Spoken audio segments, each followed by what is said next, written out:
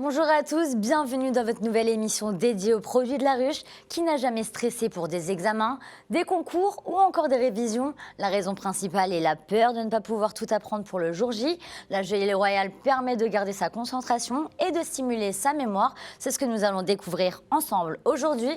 Pour nous expliquer les vertus de la gelée royale, j'ai le plaisir d'accueillir sur ce plateau Claire Devaux, vous êtes naturopathe et diététicienne, et Stéphanie Drey, vous êtes docteur en pharmacie et naturopathe également. Bonjour à vous deux. Bonjour. Alors pourquoi Stéphanie, la gelée royale est-elle parfaite pour une période de révision? En période de révision, on a tendance à être stressé, fatigué.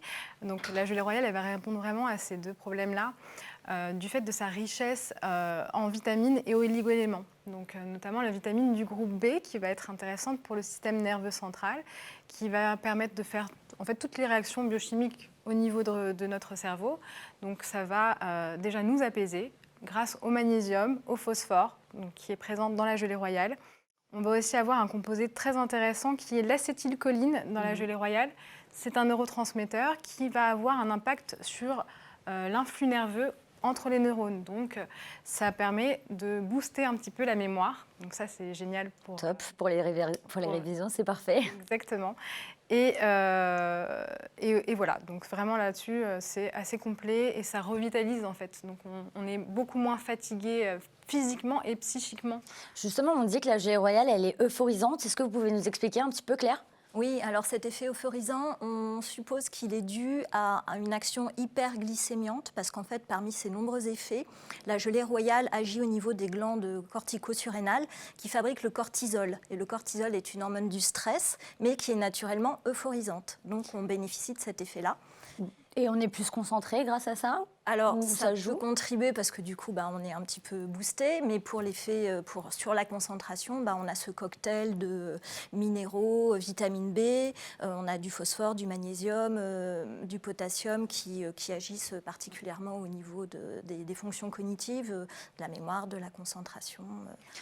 Oui, Et allez-y. surtout, en fait, Vous rebondissez. voilà, je rebondis là-dessus, mais c'est qu'il y a une richesse en fait en vitamine B5. Et la B5, en fait, elle est connue contre la fatigue et elle est nécessaire en fait à toutes les réactions de notre corps, donc pour fournir de l'énergie. Et c'est vraiment cet effet, grâce à la B5, qu'on va avoir cet effet aussi un petit peu stimulant. Stimulant. Et on dit également que la gelée royale, elle est adaptogène. Est-ce que vous pouvez nous expliquer justement comment ça fonctionne? Pourquoi elle est adaptogène? Adaptogène, ça veut dire qu'il va augmenter la résistance du corps face à un stress qui soit physique ou psychique.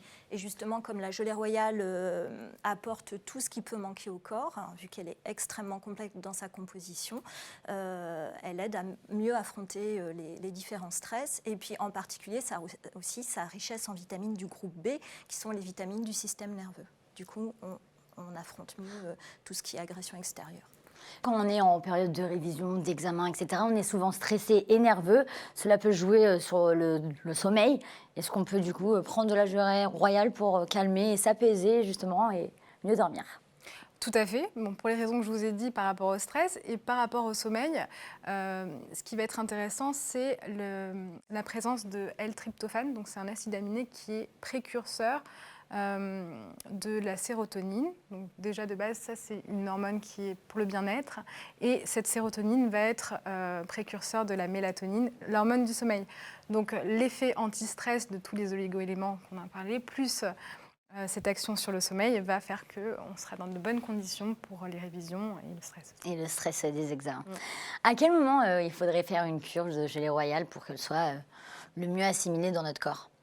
Au changement de saison, avant l'hiver, et puis dès qu'on en ressent le besoin, chaque fois qu'on est fatigué, qu'on a eu un épisode infectieux, qu'on est en période de convalescence, voilà, ce sont des moments qui se prêtent à la prise de gelée royale. Et si on est étudiant, on commencera à faire une cure au moins un mois avant la période des examens, enfin déjà de révision, et on peut faire une prise sur un mois minimum, voire 2.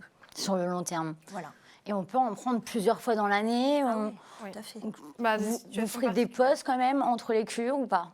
Moi, toujours faire une fenêtre thérapeutique. Et en plus, il faut savoir que la gelée royale, c'est quand même un produit qui est assez précieux. Donc, moi, je dirais pas plus que 2 fois par an, au changement de saison. Et après, plutôt à des périodes de vie particulières. notamment. Donc là, je par pense, exemple, les examens les ou un examens. stress, un décès Il y a peut-être aussi éventuellement. un postpartum très intéressant pour se requinquer après un accouchement, ou bien même en sortie de Covid. Donc actuellement, c'est très intéressant. Il y a plein de situations, même pour les sujets âgés, les examens, voilà. Vraiment. Donc on ferait quand même une cure de 1 mois, une pause, vous direz peut-être de 1 ou 2 mois, c'est ça? 2 fois dans l'année, je dirais. Que 2 fois dans l'année. Ok. Oui, et après, on peut alterner avec d'autres compléments alimentaires. Comme si quoi, par besoin. exemple? Alors, pour tout ce qui va être mémoire ou plutôt immunité. Mémoire, immunité, ça peut rentrer dans la mémoire, l'immunité, la concentration, etc. Ouais, alors pour la mémoire, il y a pas mal de choses.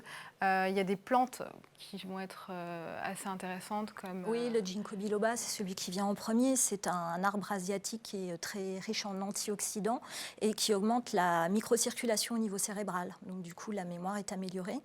Il y a aussi une plante ayurvédique qu'on appelle le bacopa, qui agit spécifiquement au niveau de la mémoire. Ça se prend comment? Ça s'ingère Alors, c'est sous forme de complément alimentaire, donc soit ça va être des gélules de poudre ou sous forme d'ampoules buvables. La plante est déjà infusée dans de l'eau et on prend sous forme d'ampoule. Il y a aussi le ginseng, qui est bien connu comme adaptogène. On parlait du caractère adaptogène de la gelée royale. Le ginseng est un adaptogène. Et d'ailleurs, on trouve des compléments alimentaires qui associent ginseng et gelée royale, car c'est une excellente association, très complémentaire. Est-ce qu'il y a justement des contre-indications pour les personnes qui seraient éventuellement allergiques à la gelée royale? À la gelée royale. Oui, bien sûr. La première contre-indication, c'est l'allergie aux produits de la ruche.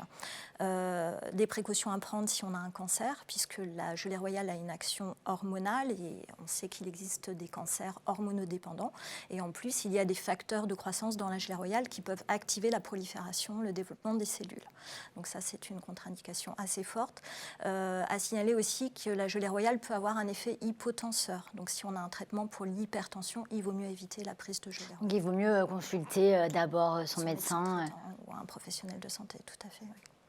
Et donc, il y a les oméga 3 aussi qui peuvent être très absolument. intéressants. Vous pouvez nous en parler un petit peu? Oui, tout à fait. On a parlé des plantes, mais il y a aussi d'autres composés, donc, comme les oméga 3. Donc, les oméga 3, c'est des acides gras polyinsaturés qui sont intéressants pour le système nerveux central, aussi pour le système cardiovasculaire. Ils vont apporter une fluidité des membranes au niveau du cerveau, ce qui fait que le message nerveux va passer il va être beaucoup plus fluide. Donc pour la concentration, c'est bien.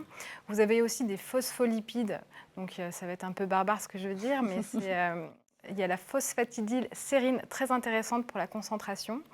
Et on peut compléter en synergie avec les vitamines du groupe B, en plus, un complément alimentaire, le magnésium pour le stress et à peu près, voilà. Donc, et ça, pareil, on fait des cures de combien? Comment on en prend? Alors, si c'est à proprement dit pour les examens, on fait 1 mois avant, on va dire, ou les 15 jours avant si besoin. Et, ça fait très court, les révisions. Voilà, ça dépend après l'échéance de l'examen, mais on peut faire ça. Moi, je donne toujours 1 à 2 mois. Et après, soit on fait une pause, une fenêtre thérapeutique, soit on change après de stratégie. Voilà. Après, il y a une bonne hygiène de vie à avoir aussi. Oui, voilà, justement, parlons-en de l'hygiène de vie.